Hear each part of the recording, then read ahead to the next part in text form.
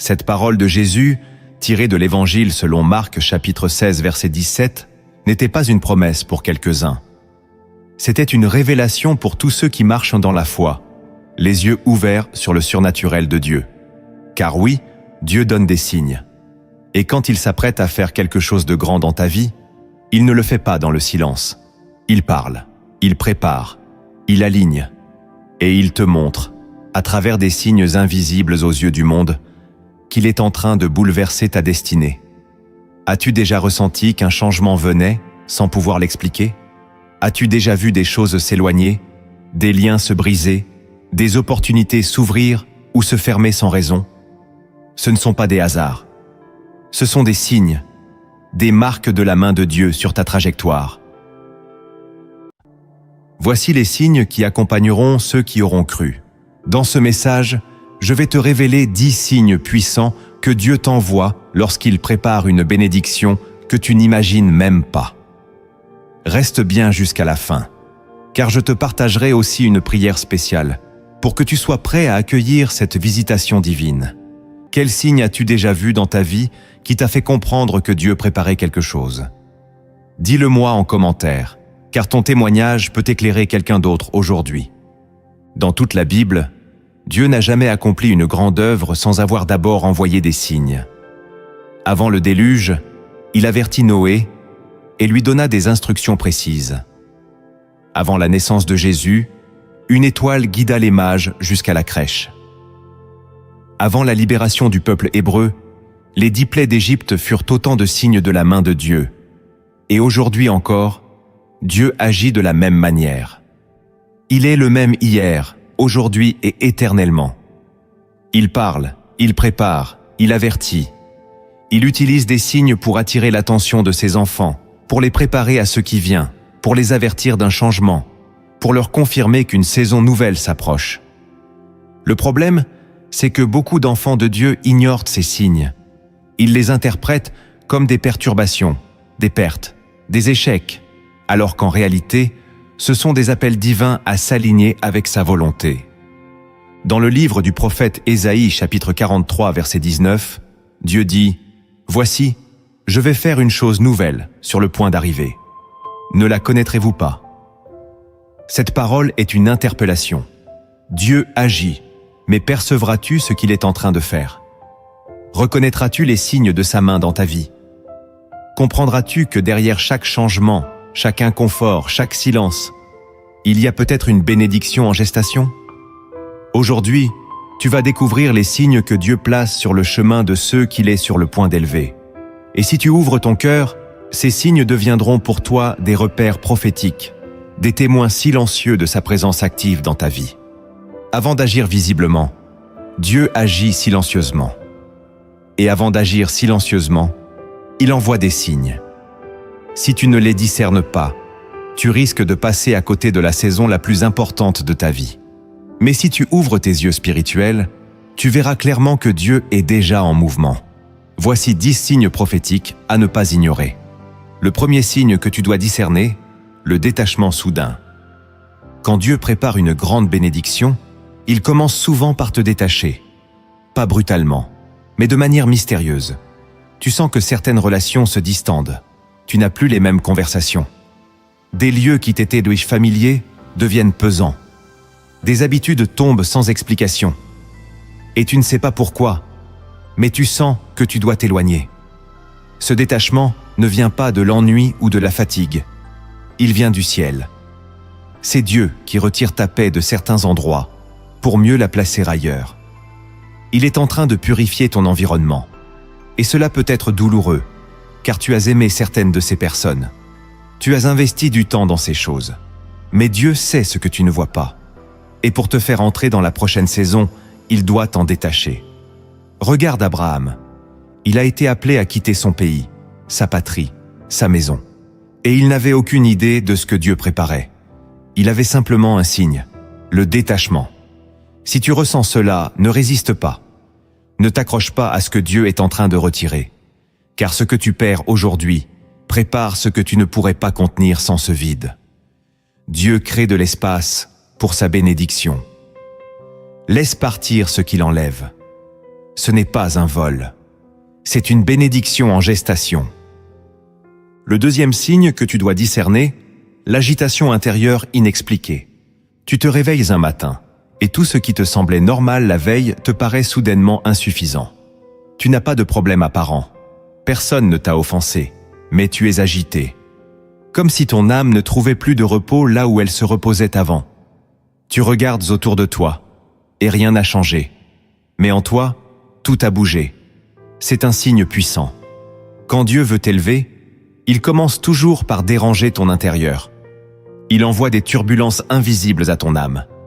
Tu ressens une soif, une envie de profondeur, une aspiration que tu ne peux expliquer. Tu as envie de te retirer, de prier davantage, de comprendre ce vide que tu ressens. C'est Dieu qui t'appelle. Ce n'est pas un malaise, c'est une convocation. Moïse vivait paisiblement dans le désert, jusqu'à ce qu'un buisson se mette à brûler. Il aurait pu l'ignorer, mais son agitation intérieure l'a poussé à s'approcher, et cette agitation l'a conduit à sa destinée. Si tu ressens cette soif inexpliquée, n'essaie pas de la calmer par des distractions. C'est Dieu. Il ne te laisse plus en paix, parce qu'il t'appelle à un changement. L'agitation intérieure n'est pas un trouble, c'est souvent le prélude d'un appel. Écoute-la, suis-la, et tu verras ce que Dieu prépare. Le troisième signe que tu dois discerner, la fermeture répétée de certaines portes. Tu as tout fait pour que cela marche. Tu as prié, tu as insisté, tu as persévéré. Mais cette porte reste fermée, et même celle qui semblait s'ouvrir se referme brutalement. C'est un signe. Quand Dieu t'empêche d'entrer, ce n'est pas pour te punir, c'est pour te protéger. Il sait ce qui t'attend derrière cette porte. Il connaît les dangers invisibles, les retards déguisés, les bénédictions empoisonnées. Et parfois, il t'aime trop pour te laisser passer. Dans le livre des Actes, Paul voulait annoncer l'Évangile en Asie, mais l'Esprit Saint l'en a empêché. Pourquoi empêcher un apôtre de prêcher? Parce que ce n'était pas le bon lieu, ni le bon moment. Plus tard, Dieu l'a conduit en Macédoine, où une grande œuvre l'attendait. Les portes fermées ne sont pas des rejets, ce sont des redirections. Si tu pries avec sincérité et que Dieu ferme une porte, ne lutte pas contre. Bénis-le, car cela signifie qu'il est en train de diriger tes pas vers quelque chose de plus grand, quelque chose que tu n'aurais pas choisi seul. Ce que tu perçois comme une fin peut être le début d'un chemin que seul Dieu connaît. Fais-lui confiance. Il est en train d'aligner ta route avec sa volonté. Le quatrième signe que tu dois discerner, une soif soudaine de prière, de solitude ou de silence. Tout à coup, tu n'as plus envie de parler. Tu cherches la solitude. Tu veux prier, même sans mots. Tu veux juste t'asseoir, en silence, et écouter. C'est un signe que Dieu est tout proche. Le Saint-Esprit attire toujours dans le désert ceux qu'il veut élever. Pas pour les punir, mais pour les façonner. Avant que Jésus ne commence son ministère, il a été conduit dans le désert. Là, il a jeûné, prié, écouté. Ce n'était pas une retraite. C'était une préparation. Et cette soif que tu ressens, ce besoin de t'isoler, c'est Dieu qui t'invite dans le lieu secret. Ne méprise pas cette saison. C'est là qu'il parle clairement. C'est là qu'il purifie. C'est là qu'il révèle. Quand tu ressens ce besoin de prière et de silence, obéis. Éteins ton téléphone. Annule ce rendez-vous. Va dans un lieu calme et attends. Car ce que Dieu te dira dans le silence changera ta vie dans le bruit. Ce n'est pas une perte de temps. C'est une sanctification. Dieu prépare une bénédiction. Et il veut que ton cœur soit prêt à la recevoir. Le cinquième signe que tu dois discerner, des attaques spirituelles inhabituelles. Tu étais stable, en paix, et soudain, tout s'agite. Tu fais face à des combats que tu n'avais jamais connus. Dans ta maison, dans ton esprit, dans ton entourage. Tout semble se lever contre toi. Tu pries, mais les choses empirent. Ce n'est pas un abandon de Dieu. C'est un signe que quelque chose d'énorme approche. Avant que Job ne reçoive le double de ce qu'il avait perdu, il a été attaqué violemment. Pas parce qu'il était faible, mais parce qu'il était sur le point de vivre une restauration surnaturelle. L'ennemi attaque toujours le plus fort quand il sent que sa position est menacée. Si tu es attaqué dans tous les domaines à la fois, c'est peut-être que ta percée est proche. Ne recule pas. Ne doute pas. Ne renonce pas. Tiens bon. Loue Dieu au milieu de la tempête. Car ces attaques ne sont pas un signe que Dieu t'a oublié, mais qu'il est en train d'ébranler l'enfer pour faire éclater sa gloire dans ta vie. Plus les ténèbres se déchaînent, plus la lumière est proche. Tiens-toi ferme, car Dieu ne t'a pas amené jusqu'ici pour t'abandonner. Si tu t'es reconnu dans l'un de ces signes, alors tu es peut-être à l'aube de quelque chose que Dieu prépare pour toi. Laisse un commentaire pour témoigner du signe que tu vis actuellement, car ton histoire peut réveiller la foi de quelqu'un. Et si tu veux recevoir chaque semaine un message comme celui-ci, abonne-toi maintenant à Lumière en Christ et aime cette vidéo pour que l'algorithme continue à la diffuser à ceux qui en ont besoin. Le 6e signe que tu dois discerner, une paix surnaturelle dans le chaos. Tout va mal autour de toi, mais en toi, c'est calme. Tu devrais être stressé, inquiet, affolé. Mais non, tu as une paix qui ne vient pas de toi. C'est un signe. C'est le Saint-Esprit qui te garde. Cette paix, selon Philippiens chapitre 4 verset 7, surpasse toute intelligence. Elle n'a pas de logique. Elle n'a pas d'explication. Mais elle est là. C'est un signe que Dieu est en contrôle. Et que même si tu ne vois pas encore la bénédiction, elle est déjà en route. Quand Jésus dormait dans la barque pendant la tempête, ce n'était pas de l'inconscience. C'était une paix divine. Une paix qui annonce que rien ne peut couler une vie que Dieu tient dans sa main. Si tu ressens cette paix au milieu des secousses, sache-le, Dieu est déjà là. Et ce calme intérieur est l'annonce prophétique d'un miracle à venir. Le 7e signe que tu dois discerner, la faveur divine sans explication logique. Tu ne l'as pas cherché, tu ne l'as pas mérité, tu n'as rien fait de particulier, et pourtant, tu reçois une faveur soudaine. Une porte s'ouvre, quelqu'un parle en bien de toi. On te choisit alors que tu n'étais même pas dans la course. Tu es étonné, presque mal à l'aise. Mais Dieu ne l'est pas, car cette faveur n'est pas le fruit de ton mérite. C'est un signe. Quand Dieu veut te bénir, il commence souvent par faire tomber des faveurs là où tu n'as rien semé. C'est sa manière de te dire « Ce n'est pas par ta force, c'est par ma main ». Ruth ramassait des épis dans un champ étranger, sans savoir qu'elle était en train de trouver grâce devant Boaz. Esther est entrée dans le palais sans garantie, mais le roi l'a regardée avec faveur. Joseph, vendu comme esclave, a été élevé à cause d'une faveur surnaturelle. Quand la faveur t'enveloppe, tu n'as pas besoin de convaincre. Ce sont les autres qui sont convaincus par ce que Dieu dégage à travers toi. Si tu vis une saison où les choses semblent tomber toutes seules, ce n'est pas de la chance. C'est un signe prophétique. Dieu est en train d'annoncer une élévation prochaine. Ne t'enorgueillis pas, remercie et prépare-toi, car ce n'est que le début. Le 8e signe que tu dois discerner, un sentiment d'urgence à obéir sans délai. Tu n'as pas toutes les réponses, mais tu sens que tu dois bouger. Tu ne vois pas encore où cela va te mener, mais tu sais que tu ne peux pas rester là. Ton cœur bat plus vite quand tu penses à ce changement. Tu ressens une pression douce, mais persistante, à agir maintenant. C'est un signe. Quand Dieu prépare une bénédiction, il envoie des instructions. Et ces instructions ne peuvent pas toujours attendre. Noé a dû construire l'arche sans avoir jamais vu la pluie. Abraham a dû partir sans savoir où il allait. Pierre a dû jeter son filet de l'autre côté, même s'il avait pêché toute la nuit. Quand Dieu te donne une parole, c'est qu'un moment prophétique est en cours. Et le retard dans l'obéissance peut faire manquer une saison. Ce sentiment d'urgence que tu ressens n'est pas de la précipitation. C'est une poussée divine. Dieu sait que la bénédiction est proche. Et il veut que tu sois prêt à la recevoir. Si tu attends de tout comprendre pour obéir, tu risques de rester bloqué dans la compréhension humaine.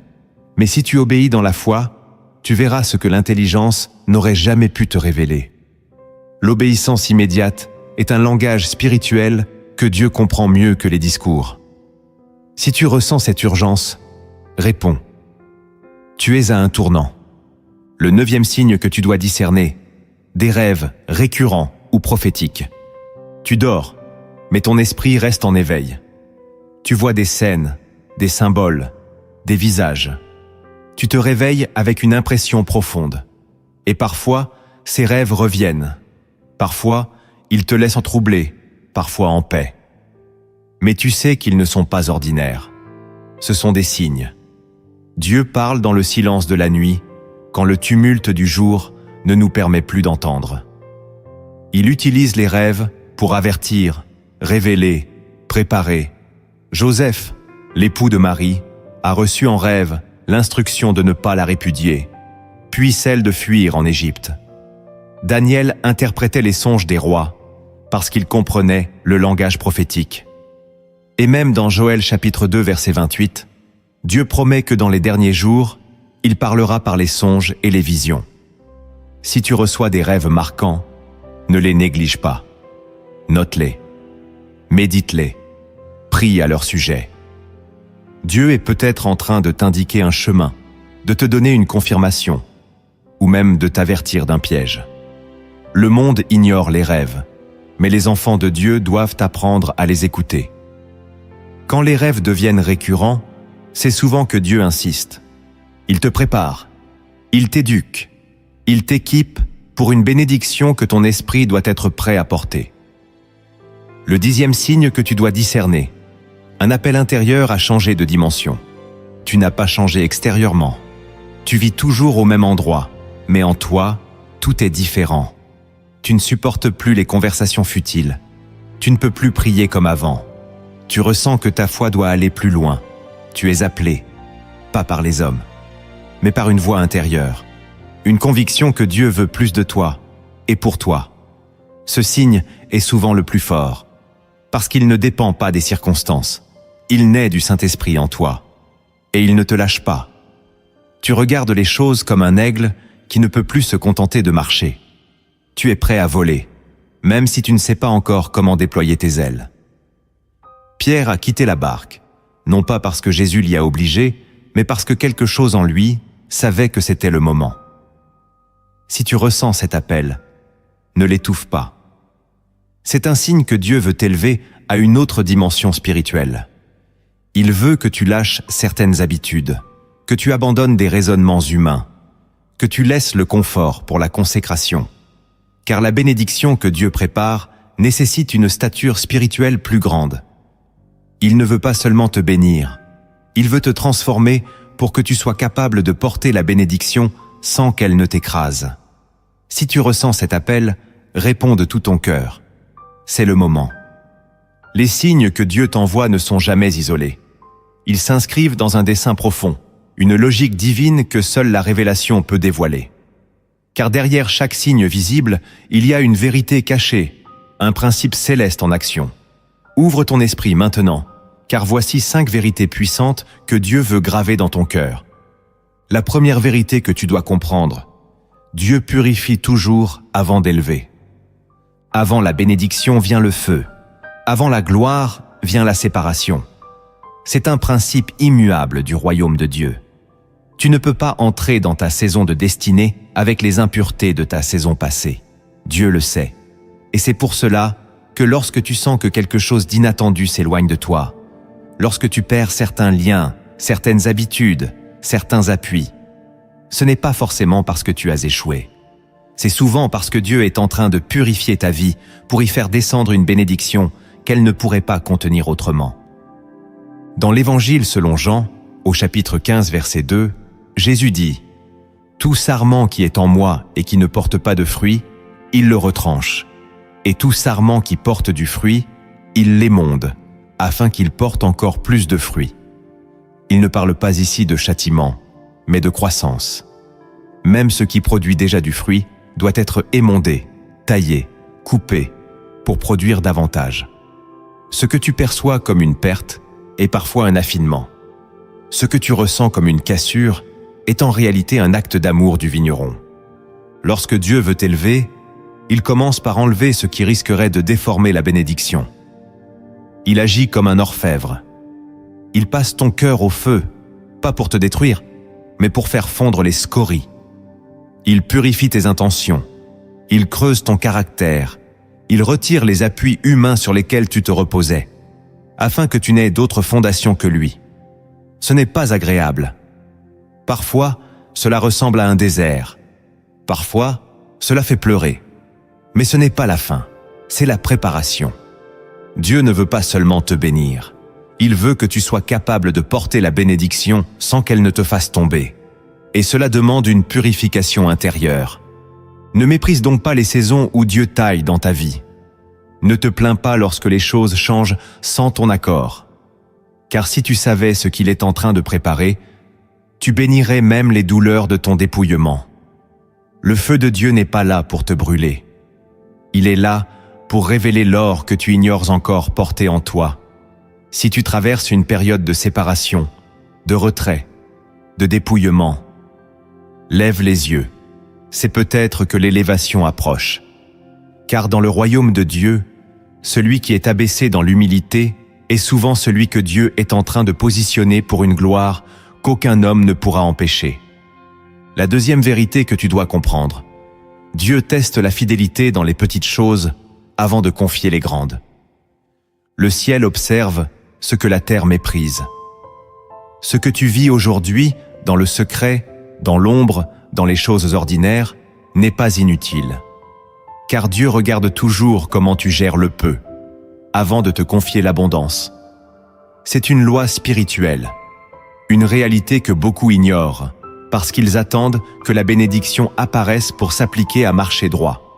Mais Dieu ne fonctionne pas ainsi. Il t'observe déjà, il te teste déjà. Pas dans les grandes missions, pas dans les triomphes publics, mais dans les décisions cachées, dans les détails, dans ton cœur. Dans l'Évangile selon Luc, chapitre 16, verset 10, Jésus dit « Celui qui est fidèle dans les moindres choses l'est aussi dans les grandes, et celui qui est injuste dans les moindres l'est aussi dans les grandes. » Ce n'est pas une image, c'est une déclaration divine. Si tu ne prends pas soin de la graine, comment Dieu pourrait-il te confier la moisson?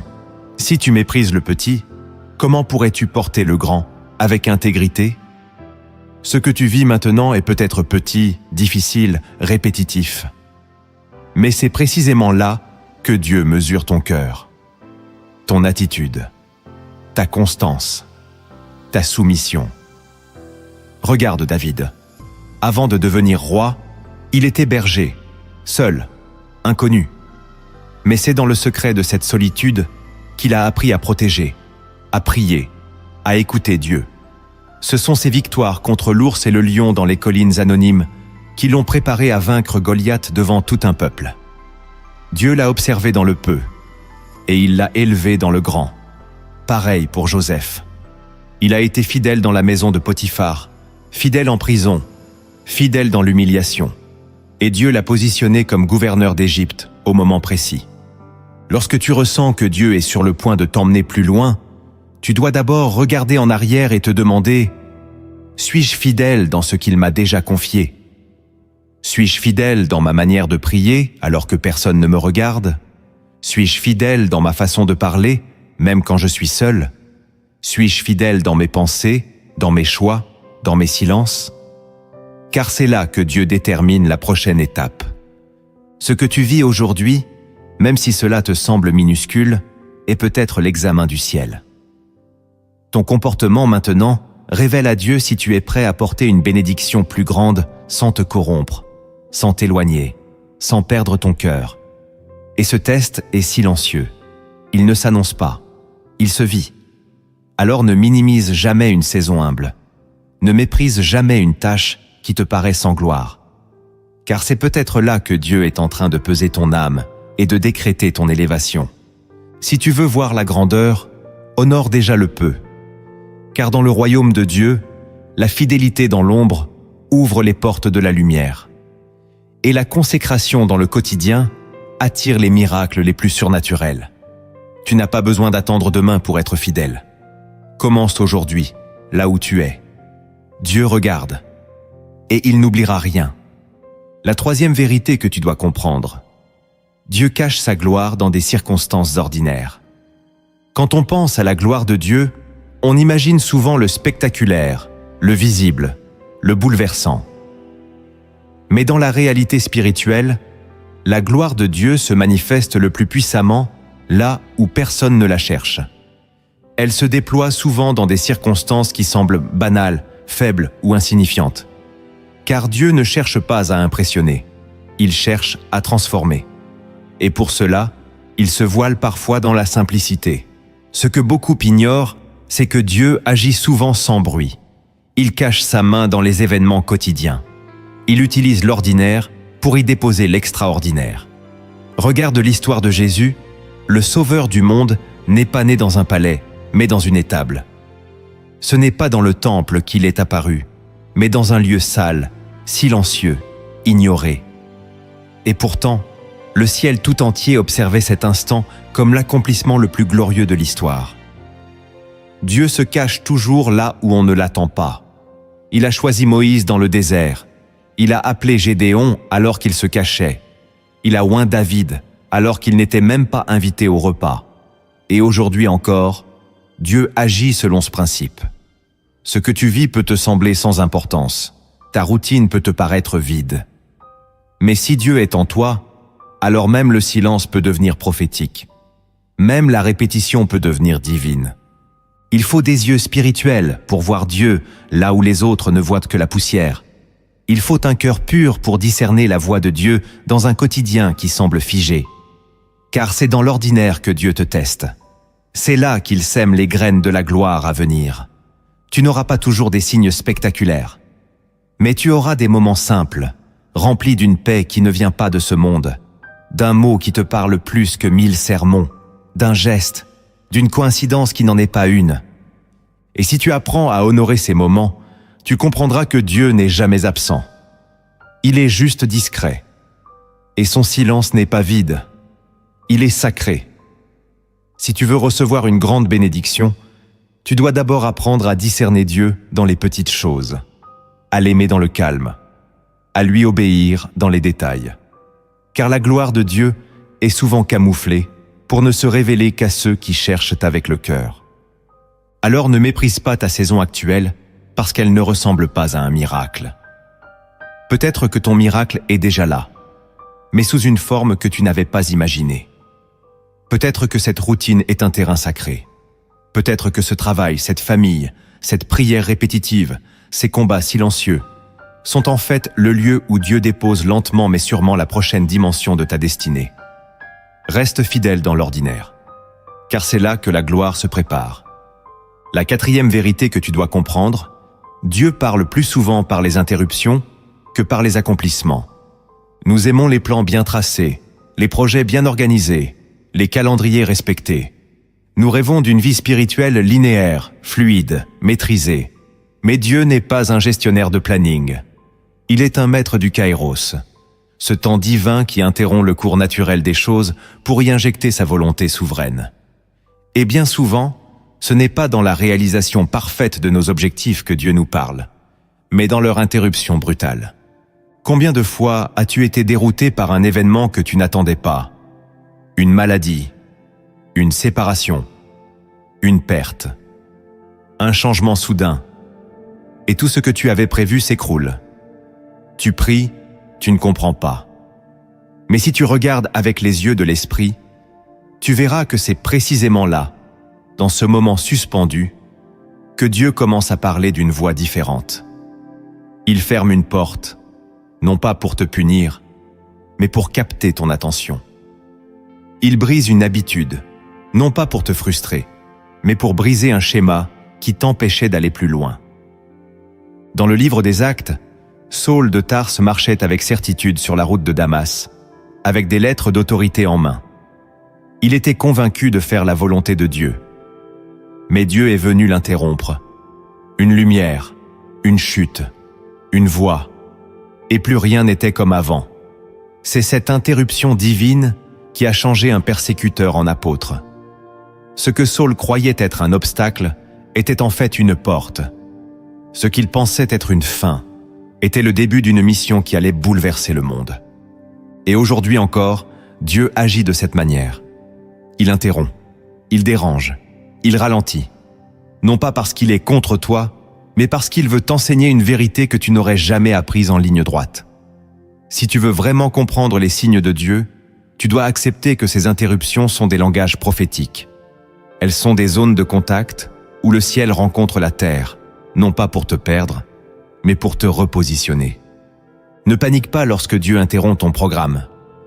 Ne te ferme pas lorsque quelque chose t'échappe. Laisse-toi enseigner. Laisse-toi guider.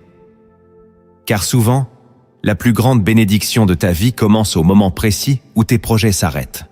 Ce n'est pas l'échec d'un homme, c'est l'entrée en scène de Dieu. La 5e vérité que tu dois comprendre, Dieu révèle la grandeur de sa bénédiction par la taille du combat que tu vis avant. Il y a des batailles que tu ne comprends pas. Tu pries, tu jeûnes, tu restes fidèle. Mais le feu s'intensifie. Les oppositions se multiplient. Les retards s'enchaînent. Et tu te demandes pourquoi. Pourquoi maintenant? Pourquoi alors que tu marches dans l'obéissance? Pourquoi alors que tu veux simplement faire la volonté de Dieu? La réponse est là, enfouie dans cette vérité que beaucoup refusent d'entendre. Plus la bénédiction est grande, plus la pression avant est intense. Ce n'est pas une punition, c'est une annonce. Dans le royaume de Dieu, les combats ne sont jamais gratuits. Le ciel ne permet pas une épreuve sans y avoir placé un poids de gloire en attente. Chaque tempête qui secoue un croyant fidèle est un message spirituel. Une parole silencieuse qui dit « Prépare-toi, car ce qui vient est plus lourd que ce que tu peux porter aujourd'hui. Et pour porter ce poids, il faut être creusé, il faut être affermi, il faut passer par un feu que l'on n'explique pas, mais que Dieu maîtrise parfaitement. Regarde Job. L'homme était intègre, pieux, craintif de Dieu. Pourtant, il a tout perdu. Sa famille, sa santé, ses biens, son honneur. Il s'est retrouvé seul, incompris, accablé.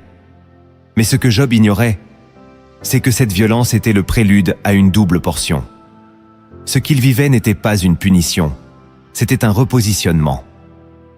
Et Dieu a permis l'épreuve, parce que la récompense devait surpasser tout ce que Job avait connu. De même, Jésus a été livré, insulté, cloué, avant d'être glorifié. La croix a précédé la résurrection. Le sang a précédé la victoire. Si tu traverses une saison de combat profond, de feu que tu ne comprends pas, d'opposition étrange, c'est peut-être parce que tu es plus proche de la bénédiction que tu ne le crois. Le diable n'attaque pas les terrains vides. Il convoite ce que Dieu s'apprête à libérer.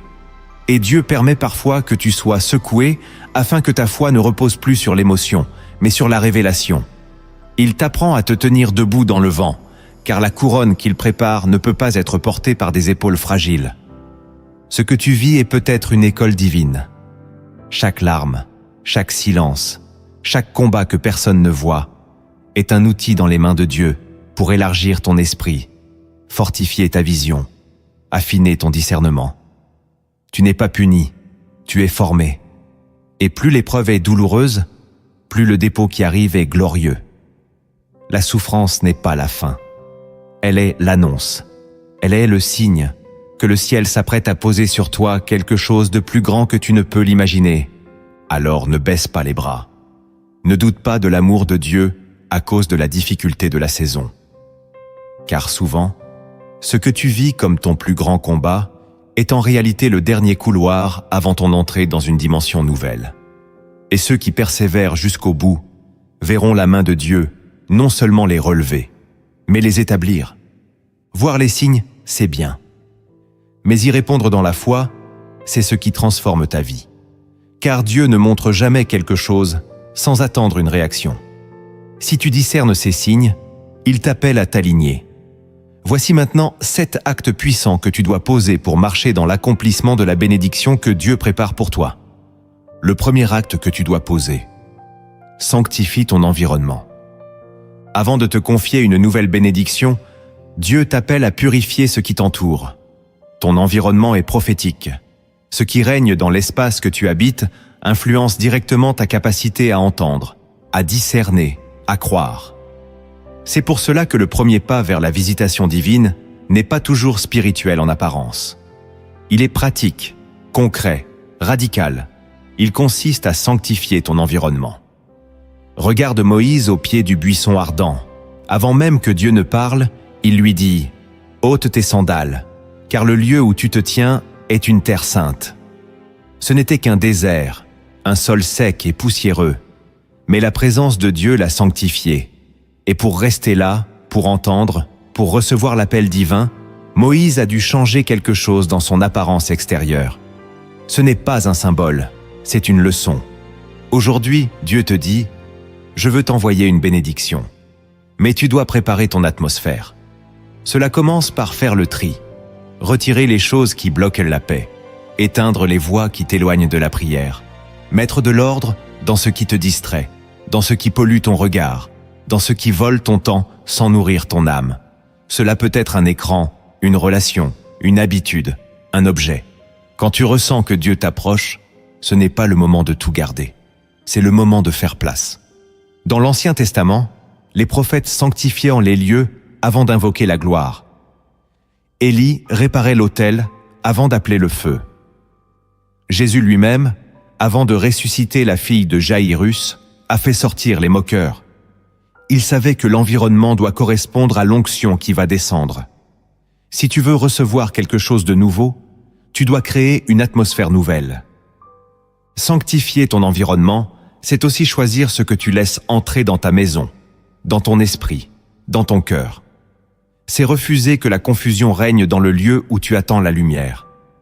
C'est faire de ton espace un sanctuaire, même modeste, où Dieu est honoré en premier. Tu n'as pas besoin d'une cathédrale, tu as besoin d'un cœur décidé et d'un lieu en paix. Car Dieu aime la paix, et il se manifeste là où tout en toi dit « Seigneur, je t'attends ».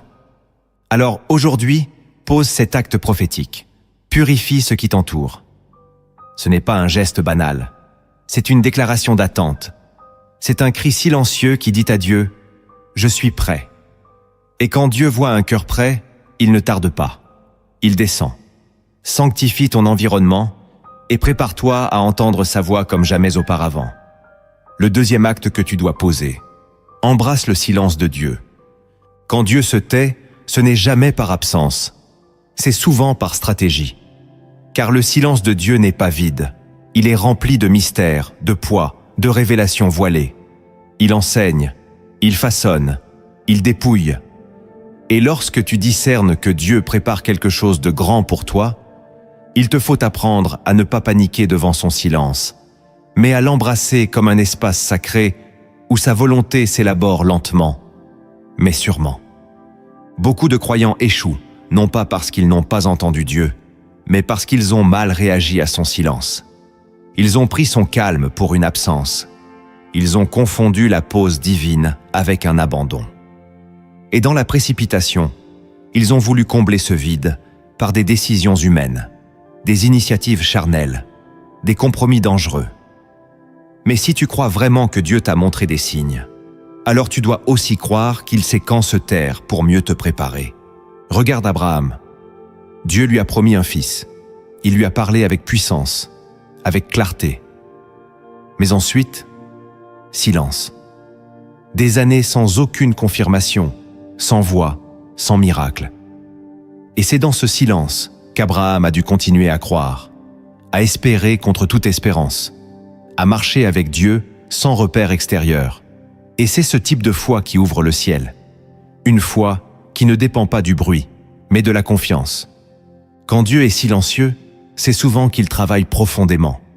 En toi, autour de toi, dans les autres, dans les temps, dans les lieux. Il assemble les pièces invisibles d'un plan qui te dépasse. Et s'il se tait, c'est parce qu'il veut que tu apprennes à marcher par révélation intérieure, non par agitation extérieure. Le silence est l'école des prophètes. Le désert est le berceau des voix puissantes. C'est là que Dieu façonne ceux qu'il veut envoyer plus loin. Embrasser le silence de Dieu, ce n'est pas rester passif. C'est rester dans la prière, mais sans exigence. C'est lire la parole avec faim, même quand aucun verset ne semble te parler. C'est louer Dieu quand tu n'as aucune émotion. C'est rester fidèle à ton poste, même sans message clair. C'est dire « Je ne ressens rien, mais je sais qu'il est là ». et cette fidélité dans le silence attire l'intervention dans la clarté. Alors, aujourd'hui, si Dieu se tait, ne cherche pas à le forcer à parler. Apprends à te taire toi aussi. Écoute plus que tu ne parles. Observe plus que tu ne demandes. Laisse sa paix remplir ce vide apparent. Car ce vide est un lieu d'attente. Et ceux qui honorent le silence de Dieu verront sa voix revenir avec plus de force, plus de précision, plus de gloire qu'ils ne l'avaient imaginé. Le troisième acte que tu dois poser, obéis sans tout comprendre. Quand Dieu envoie des signes, il ne t'expliquera pas tout. Il te montrera l'essentiel, mais jamais toute la carte.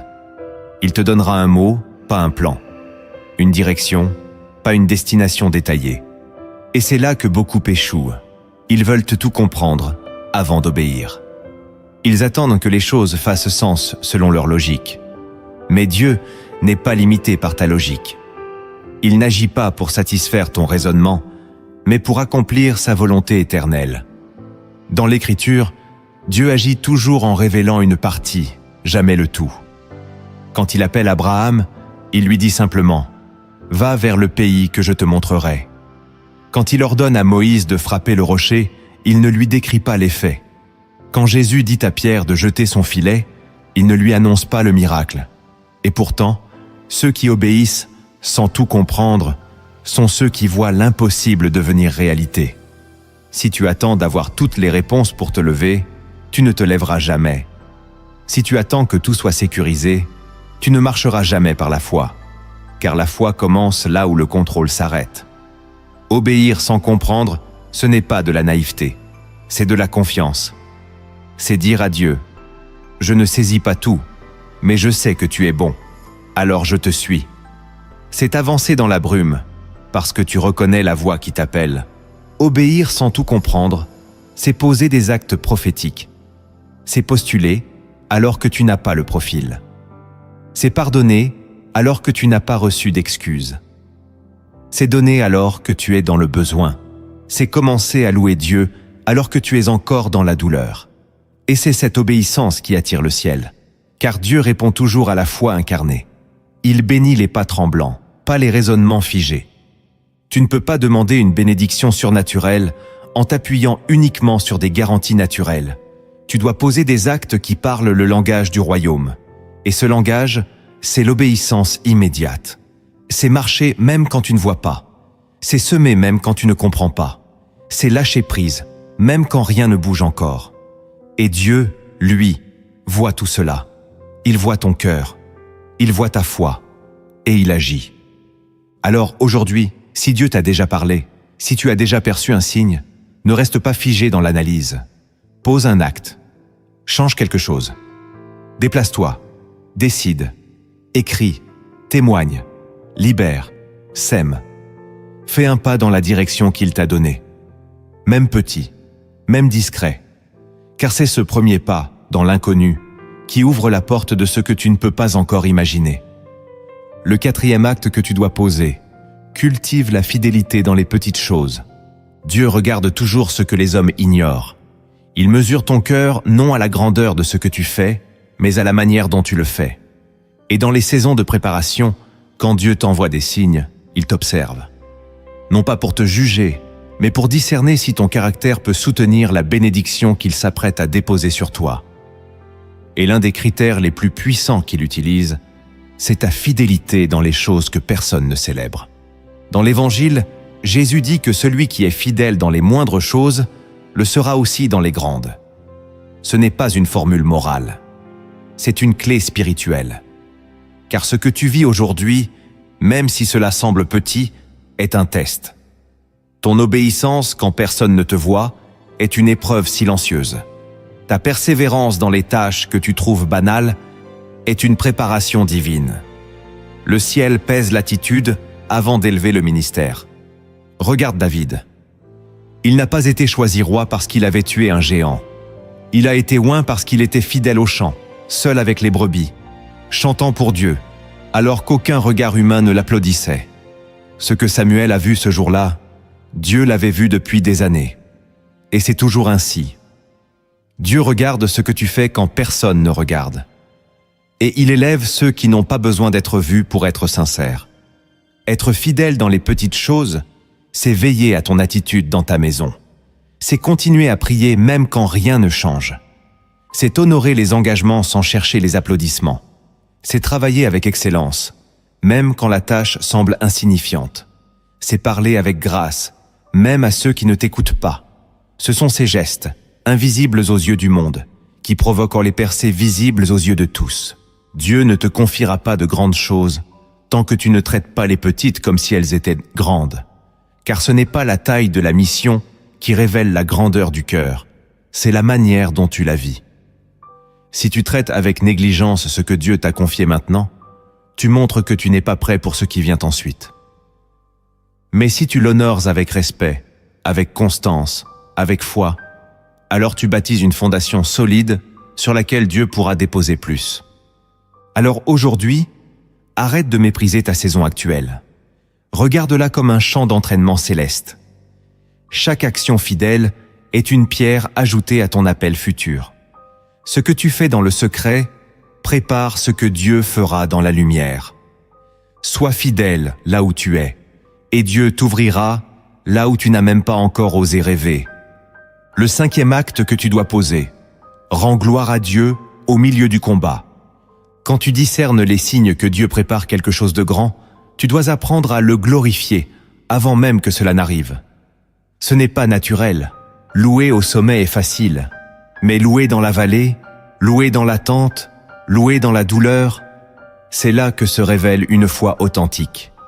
Et c'est ce type de louange qui attire le ciel, qui déplace les murs invisibles, qui ouvre les portes scellées. Trop souvent, les croyants attendent de voir pour remercier. Mais dans le royaume de Dieu, c'est l'inverse. Tu rends gloire et ensuite tu vois. Tu déclares et ensuite tu reçois. C'est ainsi que Dieu agit, parce que la louange au milieu du combat est une démonstration de confiance totale.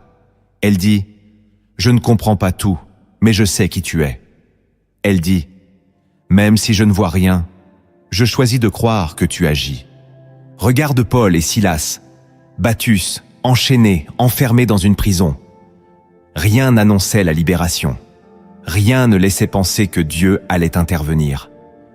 Et pourtant, ils ont loué, dans la douleur, dans le noir.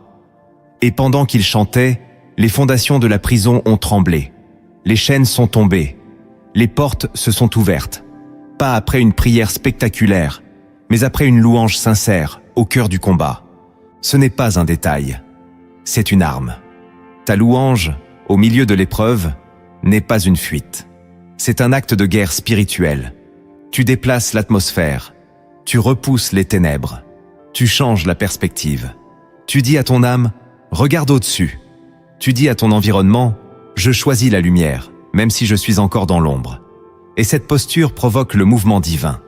Rends gloire à Dieu maintenant. Pas demain, pas quand tu auras tout reçu, mais maintenant, dans le brouillard, dans le silence, dans la confusion. Loue-le parce qu'il est fidèle. Loue-le parce que ce qu'il a commencé, il l'accomplira. Loue-le parce que même si tu ne vois pas encore la bénédiction, tu en portes déjà les signes. Et ne t'attends pas seulement à une réponse émotionnelle. Attends-toi à un changement de dimension. Parce que lorsque tu loues Dieu dans le feu ne te brûle plus, il te purifie. Et lorsque tu l'élèves dans la nuit devient témoin de ton élévation future. Ta louange aujourd'hui est la clé de ta délivrance demain. Alors lève la voix, même si elle tremble. Chante, même si tu pleures. Déclare sa grandeur, même si ton cœur est brisé. Car ce n'est pas la fin, c'est l'écho d'une gloire qui approche. Et Dieu honore toujours ceux qui l'honorent dans le désert. Ta louange est une prophétie. Proclame-la. Le 6e acte que tu dois poser. Renouvelle ton intelligence par la parole. Lorsque Dieu envoie des signes, ce n'est pas seulement pour attirer ton attention. C'est pour t'inviter à penser autrement, à voir autrement, à marcher autrement. Car aucune bénédiction durable ne peut être reçue avec un esprit non renouvelé. Tu ne peux pas contenir une œuvre nouvelle avec une mentalité ancienne.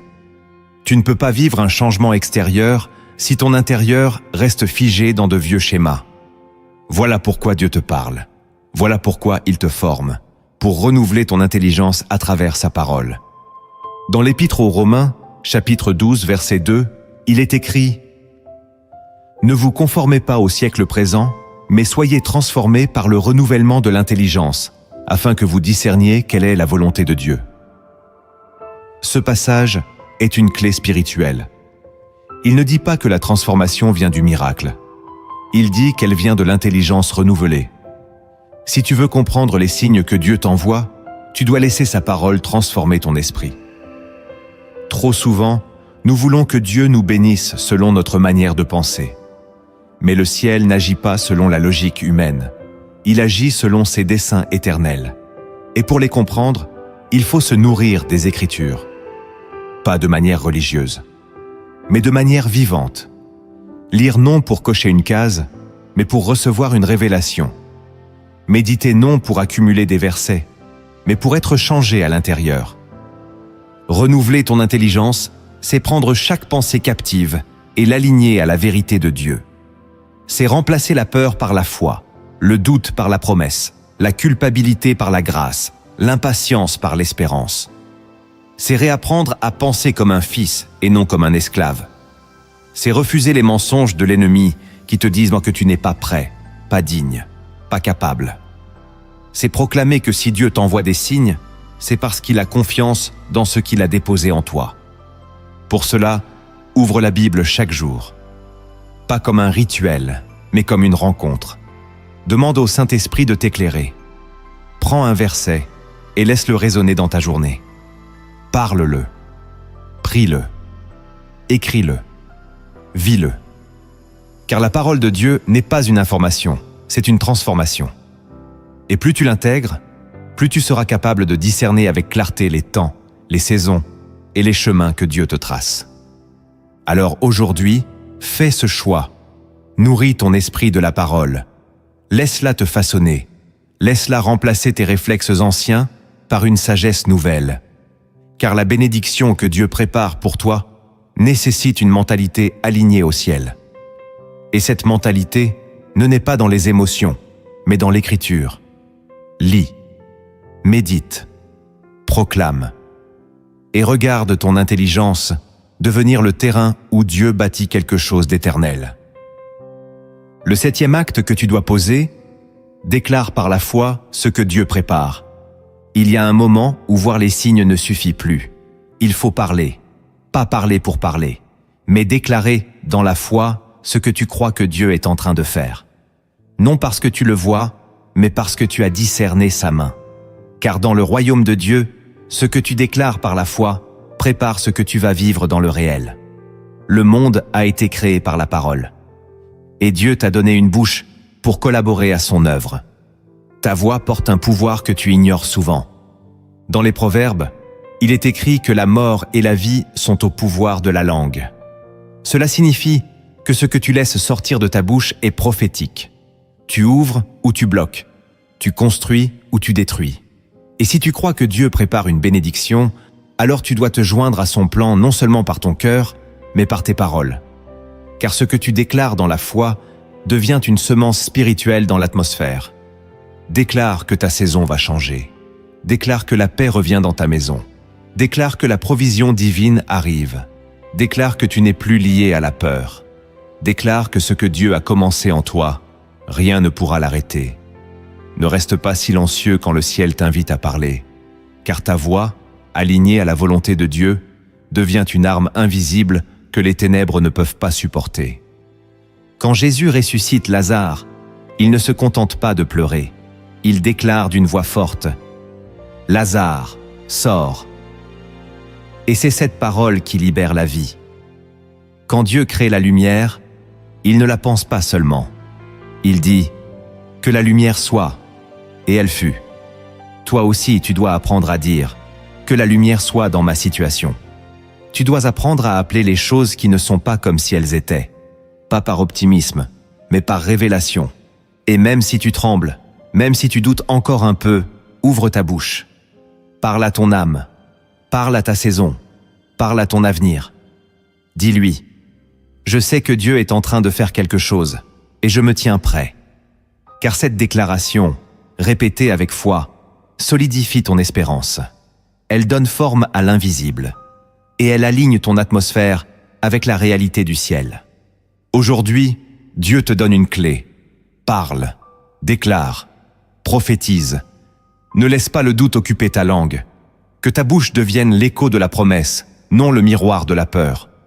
Car ceux qui parlent selon la foi préparent leur destinée avec la voix du ciel.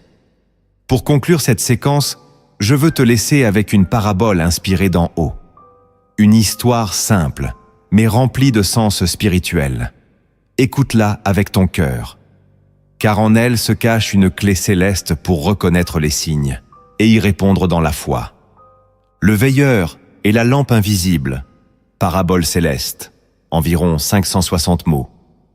Il était une fois, au sommet d'une haute montagne oubliée des hommes, un veilleur. Il avait reçu l'ordre de rester là, seul, chaque nuit, une lampe dans la main. Cette lampe n'émettait aucune lumière visible, aucun feu, aucune lueur. Elle semblait vide, inutile. Pourtant, on lui avait dit « Tiens-la allumée, quand le temps viendra, elle brillera. » Au début, le veilleur posait des questions. Il regardait le ciel, demandant à Dieu pourquoi veiller avec une lampe qui ne brillait pas. Les autres passants se moquaient. « À quoi bon rester là? Ta lampe est morte. » Mais lui, il restait, nuit après nuit, dans le froid, dans le silence, il veillait. Sans signe, sans voix, juste avec une promesse. Il apprit à aimer ce silence, à parler avec Dieu sans mots, à écouter le vent, les feuilles, les étoiles. Parfois, une pensée lui venait. Et si tout cela ne servait à rien? Mais il se souvenait de l'ordre.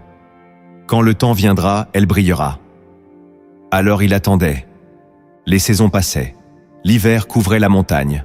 Le printemps revenait, puis l'été, puis l'automne. Les années coulaient comme l'eau d'un torrent, et toujours rien. Rien que cette lampe invisible, froide, muette. Un soir, alors que son cœur était fatigué, le veilleur se leva une fois de plus. Il se posta au bord du rocher, là où il avait toujours veillé. Mais ce soir-là, il n'y avait pas de lune, aucune étoile, juste une obscurité lourde, écrasante. Et dans cette nuit totale, une voix intérieure lui souffla « Lève ta lampe !» Il obéit. Il la leva, comme il l'avait fait des centaines de fois. Mais cette fois-ci, la montagne s'illumina.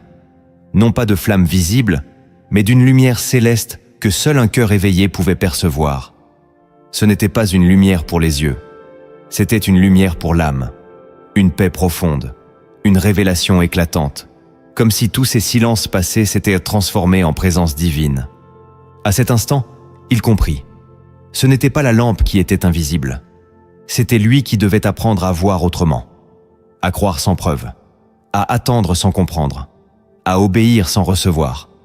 Et c'est cette foi nue, silencieuse, immobile, qui avait gardé la lampe allumée tout ce temps, sans qu'il ne le sache. Puis, la lumière s'étendit. Elle descendit la montagne. Elle toucha la vallée, les maisons, les familles. Et ceux qui s'étaient dit moquer levèrent les yeux. Ils ne comprenaient pas ce qui se passait. Mais ils virent que la montagne brillait, et que le veilleur, lui, n'avait jamais quitté son poste. Depuis ce jour, les générations se souviennent de lui comme de celui qui avait cru dans l'invisible. Celui qui avait persévéré dans le silence. Celui qui avait reconnu les signes, non avec les yeux, mais avec l'âme. Et chaque fois qu'un croyant doute, chaque fois qu'un cœur attend dans la nuit, on lui raconte cette histoire. Reste fidèle. Ta lampe est peut-être invisible aux hommes, mais elle est déjà en train d'éclairer le ciel. Tu as maintenant entendu.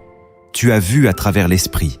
Tu as discerné les signes, compris leur sens et reçu les clés pour y répondre. Mais maintenant, il ne s'agit plus seulement de savoir. Il s'agit de croire. Il s'agit de marcher. Il s'agit de dire à Dieu « Je suis prêt ». Car les signes que Dieu te montre ne sont pas un spectacle. Ils sont une invitation. Tu n'as pas été guidé jusqu'ici par hasard. Si tu es encore là, si ton cœur a vibré à certains passages, si ton esprit a été saisi, c'est que le ciel est en mouvement. C'est que Dieu parle et qu'il cherche un cœur qui dise « Me voici ». Il ne cherche pas la perfection. Il cherche la disponibilité. Il ne cherche pas la puissance. Il cherche la foi. Et toi, tu es à un tournant. Soit tu laisses ces signes passer comme des émotions passagères, soit tu les prends au sérieux et tu entres dans une nouvelle dimension avec Dieu. La décision t'appartient. Mais sache-le, Dieu n'oublie jamais ceux qui répondent à ses appels dans le secret. Alors, si ce message a touché ton cœur, je t'invite à poser 3 actes simples mais puissants. D'abord, abonne-toi à cette chaîne si ce n'est pas encore fait. Car ici, chaque message est une nourriture spirituelle, un feu doux qui éclaire ton chemin semaine après semaine. Ensuite, aime cette vidéo et partage-la à quelqu'un que tu sens en attente, en combat ou en veille. Tu peux devenir le veilleur qui éclaire un autre cœur. Enfin, écris en commentaire cette déclaration de foi. Seigneur, je reconnais les signes, je t'attends. C'est plus qu'une phrase. C'est une prière silencieuse qui peut changer l'atmosphère de ta vie. Et maintenant, si tu es prêt, inclinons nos cœurs ensemble pour cette prière. Seigneur notre Dieu, toi qui vois dans le secret, toi qui parles dans le silence, toi qui traces les chemins que nos yeux ne voient pas. Aujourd'hui, je viens devant toi avec un cœur ouvert, un cœur qui veut comprendre, un cœur qui veut obéir. Merci pour les signes que tu envoies. Merci pour ta fidélité, même quand je doute. Merci pour ta présence, même quand je ne la sens pas. Merci pour ton amour, même quand je ne me sens pas aimable. Tu es resté là, tu es resté fidèle. Et aujourd'hui, je reconnais que c'est toi qui étais derrière ces signes que je n'ai pas toujours compris. Seigneur, ouvre mes yeux spirituels. Donne-moi de voir au-delà de l'apparence, de reconnaître tes traces dans mon quotidien, de sentir ton souffle dans les détours. Donne-moi un discernement nouveau, une sagesse venue d'en haut, un cœur attentif à ta voix, même dans le silence. Je te remets mon impatience, mes inquiétudes, mes hésitations. Je choisis de te faire confiance, même quand tu te tais, même quand rien ne bouge, même quand tout semble flou. Car je sais maintenant que tu es un Dieu qui prépare toujours plus que ce que je vois. Seigneur, je te remets aussi mes combats. Je te les confie un à un, les visibles et les invisibles, les anciens et les récents, les petits et les immenses. Tu sais ce que je traverse. Tu sais ce que je ne dis à personne. Mais je crois que ces tempêtes sont des signes, des annonces, des préparations, des ponts vers quelque chose de plus grand. Alors je te loue. Je te loue au milieu du feu. Je te loue dans la vallée. Je te loue dans la tente. Car tu es digne et tu es bon. Saint-Esprit, remplis-moi de paix maintenant, d'une paix qui dépasse l'entendement, d'un calme qui ne vient pas des circonstances, mais de ta présence. Règne dans mes pensées, règne dans mes décisions, règne dans ma maison. Que ma vie entière soit un espace où tu es honoré, désiré, obéi. Et enfin, Seigneur, je te prie pour la bénédiction que tu prépares, celle que je n'ai pas encore vue, celle que je n'ose même pas demander, mais que tu as déjà pensée pour moi. Prépare mon cœur à la recevoir. Prépare mes mains à la porter. Prépare mon esprit à la protéger. Que je ne sois pas distrait, que je ne sois pas détourné, que je sois fidèle jusqu'au bout. Dans le nom puissant de Jésus-Christ, je t'ai prié. Amen.